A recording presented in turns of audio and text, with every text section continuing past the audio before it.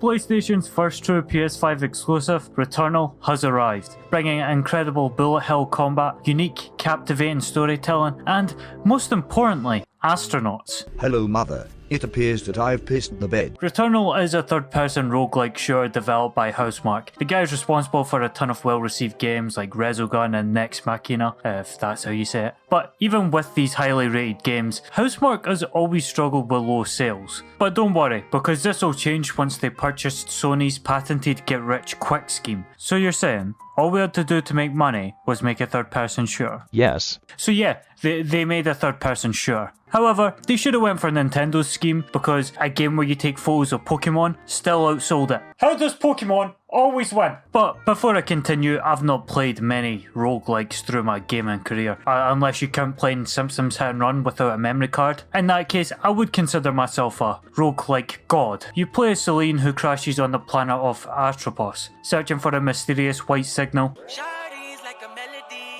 but in doing so has found herself stuck in a time loop. Which I will say, it is very convenient information to find out after dying. It's a basic but effective setup that gets you involved in the story, making you ask questions right from the beginning without putting you through a 5-hour lecture. Returnal chucks you right in without sacrificing storytelling, and absolutely love that. You start off with nothing but your grand old reliable handgun. You'll work your way through procedurally, for fuck's sake. You'll work your way through randomly generated environments, fighting off hordes of tentacle dogs and flying stingrays, with the occasional platforming or laser section. Through this process you'll gather new weapons, health upgrades, and slap some parasites on your arm. I'm no doctor, but I don't think slapping some crackhead at a parasite on your arm is a good idea. But this is a roguelike, so once you've contracted space AIDS from the local parasite and died a slow, painful death, you'll respawn back at the beginning. Back at the beginning? Really? Which brings me to one of my major gripes with the game. Currently, if you have one of those rare things, what was it called again?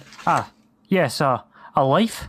This game is going to be a pain in the ass. Anytime you close the game, your run restarts, and that includes crashes, power cuts, and closing it down to play Kung Fu Panda, which wouldn't be such a big problem if runs weren't so long. I was on a flawless run, absolutely mauling everything in my path, until I encountered my toughest challenge yet, an iron. A fucking iron! See this wee bastard? He caused a power cut in my humble abode, which sent me right back to the beginning, and I was about to fight the third boss 3 hours in. You can't defeat me. No, I know. But he can. I'm definitely not mad. Not at all. So if you want to make any progress in Returnal, you're gonna have to dedicate a day or weekend to play it. On top of that, there's a lack of meaningful persistent rewards that make starting new runs feel more daunting than exciting, because I have no idea what could happen in 2 hours. A donkey might even tombstone my PS5. It's possible. To be clear, I'm not asking for a feature that breaks the punishing nature of the roguelike aspects, but simply a pause. A pause that saves if you close the game or turn off your PS5. Just having a solid 3 to 4 hours to dedicate to playing a game is not a luxury everyone shares. But with that aside, let me talk about Returnal's best aspect. No, it's not the spaghetti monsters, but rather the genocide of the spaghetti species. The combat in Returnal is really good. It's fast, frantic, and intense. It is genuinely some of the best combat I've seen in a third-person shooter since Knack. The movement is fast, responsive, and incredibly intuitive, encouraging fast-paced action that feels incredible, especially when the game goes full German rave mode.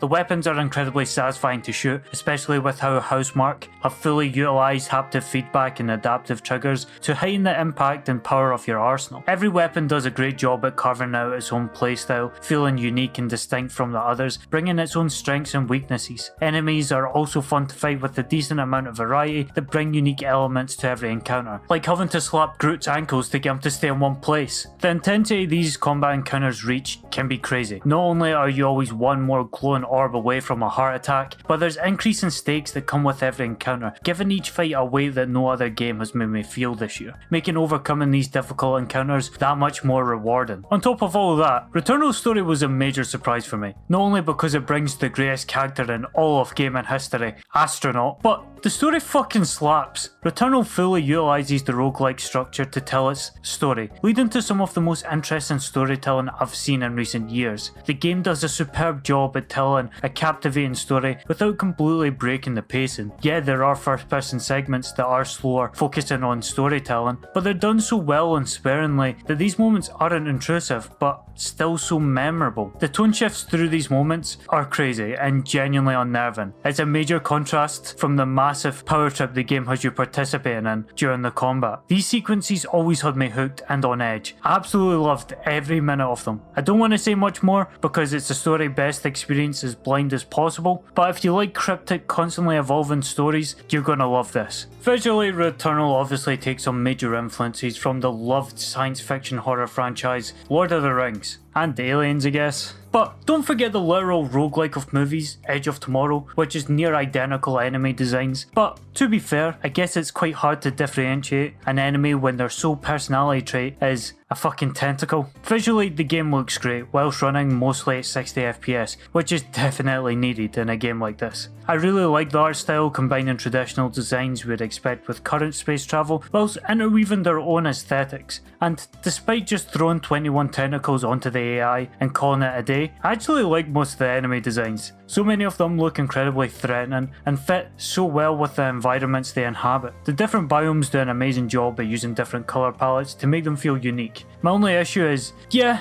these biomes are incredibly striking and great to look at once you first visit them, but they do sort of lose their appeal fairly quick. Exploration also fits the pacing of the game. The map makes it easy to keep track of where you're going and where you've been, with each door showing if it's a side path or not, which is very much appreciated. I feel pretty impartial towards the music. It acts as a great atmospheric background that works well for exploration, but it doesn't hit as hard as I wish it did during combat. I do have a solution though.